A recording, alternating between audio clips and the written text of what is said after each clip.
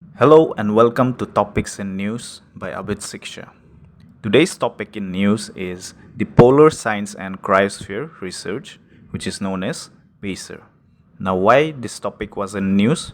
In 2022, the Polar Science and Cryosphere PACER scheme has been approved for continuation by the Union Cabinet from 2021 to 2026. Now, what about PACER initiative? Let's know about it.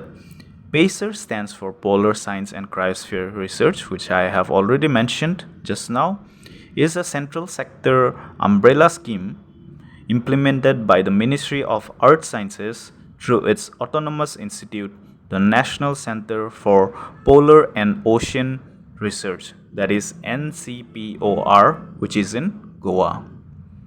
The scheme aims to amalgamate all the scientific and logistic programs in multiple polar domains, namely the Antarctic, the Arctic, the Himalaya, that is known as the Third Pole, and Southern Ocean under one roof. PACER recognizes the importance of the polar regions in global climate change and aims to study them to unlock the past, better understanding the present, and predict the future.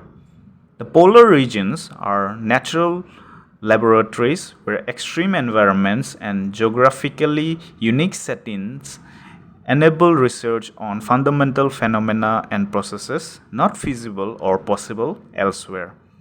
The scheme has four subschemes under it, namely the Antarctic Program, Indian Arctic Program, Indian Southern Ocean Program, and Cryosphere and Climate Program.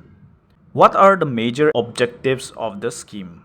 So first of all, it is to ensure the country's strategic and scientific interests in the polar region and the surrounding oceans. Then it is to continue the long-term frontline scientific programs in the Antarctica, the Arctic, Himalaya, and Southern Ocean, which are pertinent to the national needs and having potential societal, strategic, and global relevance. Then the third objective is planning, coordination, and implementation of the annual Indian Antarctic, Arctic, Himalayan, Southern Ocean expeditions. Then the maintenance of Indian research bases at Antarctica, Arctic, and Himalaya. And finally, the establishment of a state-of-the-art polar research and logistic facilities in the country. Now, we just learned about the objectives of the scheme. What are the achievements of this scheme so far? First of all, the scientific expedition to Antarctica. So PACER has successfully executed 39th and 40th Indian scientific expeditions to Antarctica. The 41st Indian scientific expedition to Antarctica is ongoing. And the second achievement is Indian Southern Ocean expedition in Antarctica.